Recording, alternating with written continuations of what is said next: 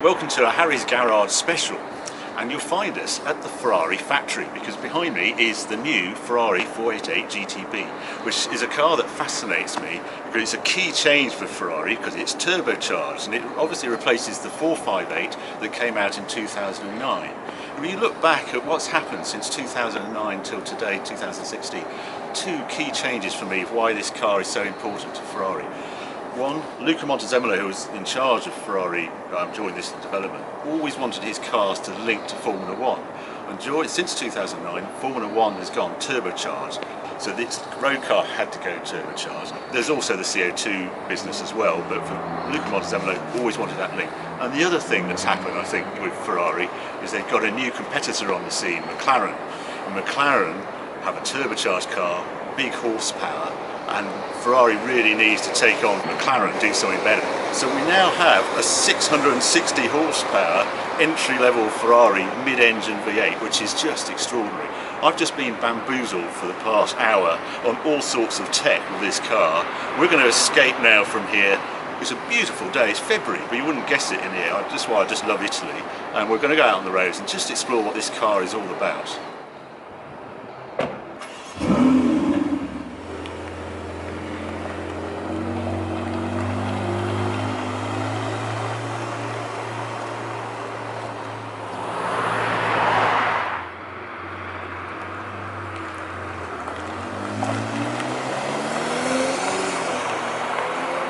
We're making our way out of Maranello now, and it's lovely. The first few moments you get into a car and you just start to learn it.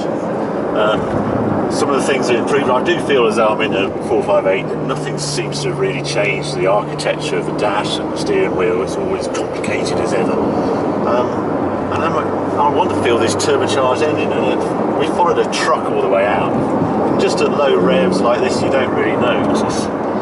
Just flick down a gear and suddenly you just start using a bit more of the engine. There's a few more of the hisses and whistles I sort of expect from a turbocharged engine. It all feels remarkably civilised. It's typical Ferrari that it's quite low geared, so I'm already in fourth. I'm only doing sort of 50 kilometres an hour at the moment, so there's quite a lot of push at the low end. This doesn't feel laggy. All those slides we've just gone through saying there wasn't a lot of turbo lag, well, I think they're probably right. I mean, there's a lot more to learn about this car, but initial impressions, this is a very impressive turbocharged engine.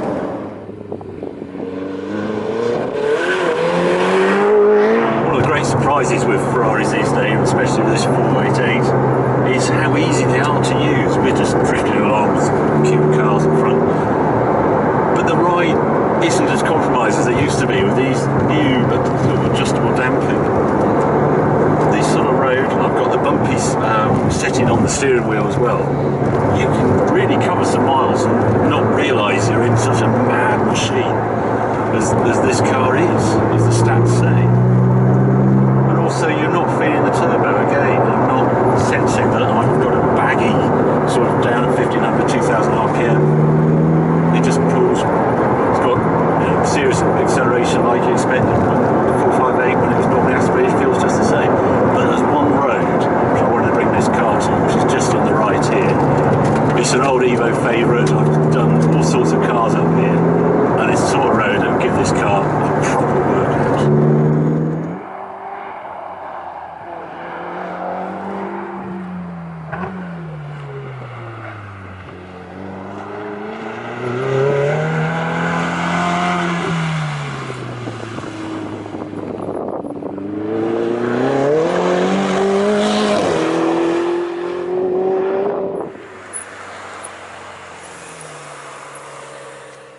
Okay, arrived on one of my favourite bit of roads. We're about 30 miles outside Maranello now, so we have a better taste of what this 488 is all about. Epic speed is the most amazing thing I'm finding about it.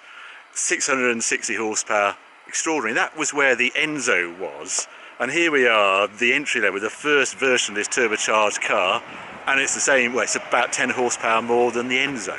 I just want to give you a tour around the car and just see some of the details on it. First thing I noticed is that the front is really quite deep, those sort of intakes. The downside of 660 horsepower is you obviously need very big radiators, and they've cleverly sort of lent the radiators right back so they can get greater area of them. But that's what's underneath those deep black holes either side are the water radiators. Not like the Speciale that had the radiator scoops, hasn't got that, thank goodness. So it's got a usable boot up front, which we'll have a look at in a minute. It actually uses the same brakes as La Ferrari. Quite understandable really, because of the speed of the thing. It's also, they're lighter, the wheels and tyres, so I'm guessing they're aluminium calipers. I haven't actually checked, so I haven't got the press pack with me, but it needs them because of the speed of the thing. Big change over the 458, these big intakes at the back, because obviously it's got these intercoolers for the turbo, and that's what's hiding in there, so it needs a much bigger air intake. Around the back, cleaner. I'm sort of disappointed that the centre exhausts have gone, because I love that detail on a 458, but they've gone packaging reasons really. Big pipes coming out the back, and it also means that it's generating more downforce with the centre Venturi, rear Venturi. One of the things with Luca Montezemolo, he hated spoilers, so whenever they did a car, he was never allowed to have a rear spoiler on. He just thought they were wrong on this sort of Ferrari's all about elegance, and a rear spoiler is not elegant. So Luca Montezemolo ruled they were banned basically from all Ferraris. Inside, and it is so reminiscent of 458 because basically that's what it is. What I like is a little bit of space behind the seat, so you can always chuck your jackets and cases in there. It's keyless go now. A really nice driving environment. I would expect the seats to have a bit more support than they do. They look fantastic. They sort of grip you down below, but I just want a bit more shoulder support when I was driving it just now. So let's open the front. It's quite funny today because it's February, and in Italy at this time of year you have to have snow chains. So we actually have a set of snow chains in the boot, which I don't want to put on. But a reasonable boot. That's quite deep actually. If I take that case out there, always one of the features on a Ferrari. That's pretty good. Aluminium bonnet as well. Something you just got to watch when you close it.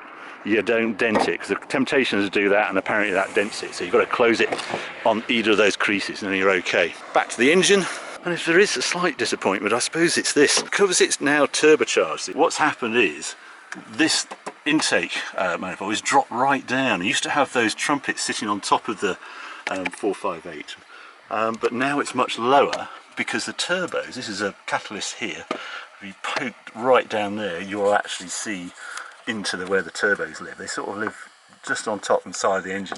So you now actually see the top of the rocker covers there. The engine's slightly lower, but it's sort of lost that beauty from the top by having the turbochargers. This is all dressed with carbon. I think this is all extra all around it. But it's a pretty wonderful sight.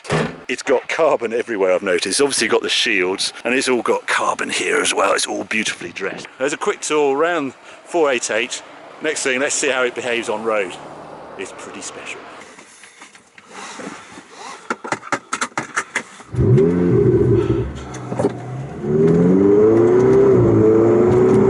What I can't get over, haven't used it for most of the day, is how rarely you actually enjoy a full throttle moment in this car.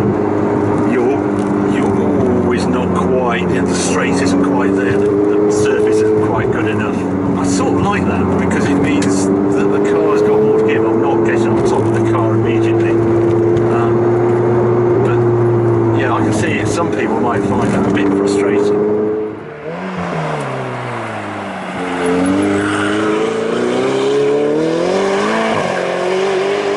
Steering feels slightly heavier than previous Ferraris that I've experienced anyway. Very direct. It's got the Speciale rack, so you turn it, it's just instant. These new Michelin tyres, Michelin doing a really smart pilot tyre. It seemed to work really well. The turbo sound, you definitely know it's turbo. Once you've wound it up, it feels like a very angry, I have to say, sort of Evo 8 sort of feel. A double dose because it's a V8 rather than a 4-cylinder. What it hasn't got is any pops and bangs from a sort of wastegate, but you just hear it whistle. But the lack of lag and the instantaneousness of the power is hugely impressive. that torque that they made it ultra responsive. You're not really conscious, I'm not conscious of turbo lag in this car, that's not what the override impression. It's just the monumental torque it's delivering, just amazing. The 458 had the most amazing engine, it was the most powerful normally aspirated engine, so to leave that legacy behind and introduce turbos, I actually thought before driving this car was a pretty brave move, because they had absolutely cracked the normally aspirated engine. But I think for me, this is one of the most impressive turbo engines I've sat behind.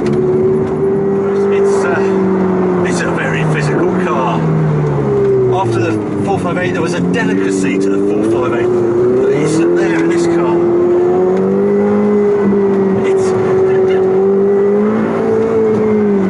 I mean, what the engineers have done to make 660 horsepower sort of manageable.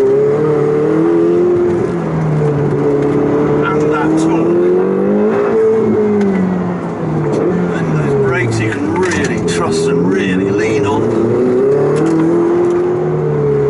Lord knows when they come out with a speciality version of one of these. You hear it just spinning up, but it is controllable. You don't have to be a superhuman to really enjoy this car, and it feels absolutely a Ferrari through and through. I was afraid that the turbos would just get rid of that Ferrari magic. Yes, the noise isn't quite as good, it's a bit hollow, but that's what the 458 wasn't the best sounding car. Any reference to something like an F40 or something like that, nonsense. It's just different, it's modern, that instant gear change, and the fact that you can play that SS2, that side set control, that's on your side all the time, so you're tempted just to approach the limits a bit. And there it is, lighting up again. There you go, a little feeling what this 488 delivers. The fight is on between McLaren and Ferrari and Lamborghini. The Lamborghini, normally aspirated V10, amazing sound. The McLaren, precision instruments, there to do laps on it. The Ferrari is there as well, but I just think it has a bit more beauty about it. A little bit of Italianness, that madness.